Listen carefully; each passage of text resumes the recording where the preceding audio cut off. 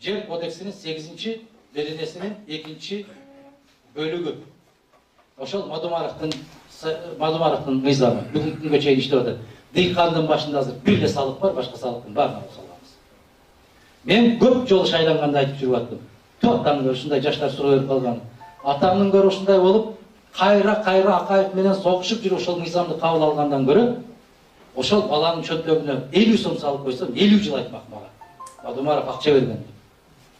Атасынын чөнтөгүндө калып аткан акча көрүнбөй калып атат. Ошондо дыйкандын башында бир эле салык калган. Жанакы сугат жерге өзүнчө төлөнөт, кадастр земли дейт. Аны да билесиздерби? Кадастр эмне дейт. Ушун үчүн айтам, түшүнүш кыйын аны. Экинчи маселе, Союздун мезгилинде 9 бала төрөгөн энеге баа тирене деген берилди. Андан кийин мен комитеттин төрагасы болуп калып, 9га түшүрдүм. 9 бала төрөсө баатыр болсун деп. Кийин төрага болуп калганымда мен 7ге түшүрдүм ошону. Себеби бүгүнкү заманда 10 эмес 7 бала төрөштүн өзү баатырдык. Кийин анан келиндер мен менен соодалашканга өттү. Ушуну 6га түшүрүп бересизби деп.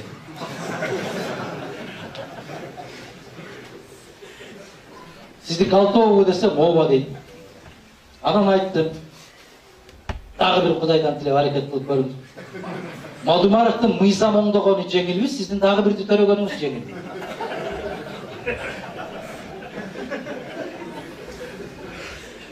Бул дагы ошол Мадумаровдун мыйзамы. Андан сырткары илгери аксакал жерде билбейсиңер дагы. Аксакалдар 80ге чыксаң да, 90га чыксаң да,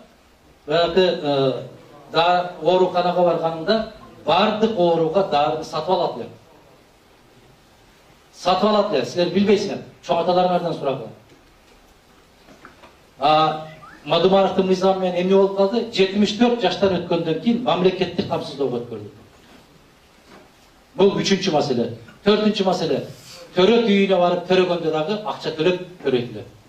Аны да унуттуңар, билбейсиңер, эсиңерде жок. 5-чи маселе, эң чоң маселе Мадумаровдун маселе. Мен сыймыктанам. Өмүрүм өтүп кеткенче сыймыктанам.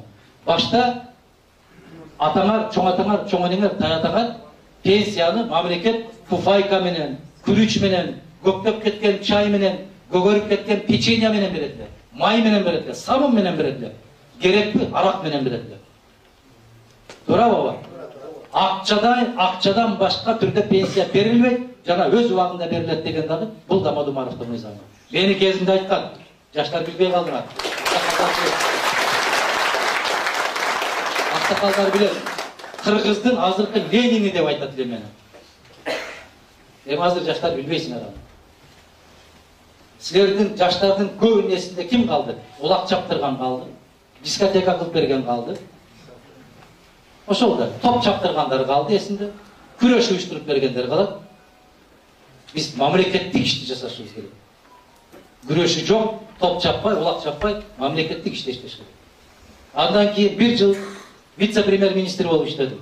Эмнеге жетиштим мен? Биринчи кезекте айыл өкмөттөрдүн шайлоосун токтоттум. Аябай жыргадым. Кыргыз алакандай айылды 6га бөлүп ит болдук го биз. Айыл өкмөт шайлайбыз деп. Партияга бөлүнгөн аз келип, урууга бөлүнүп баштадык. Бүгүн мына сиздер элестетип көрүңүздөр. Ноокат районуна Кара суунун жигитин аким кылып көргөнчү тытып алат. Биз ушундай жаман бөлүндүк. Биз ушундай тетип кеттик жаман.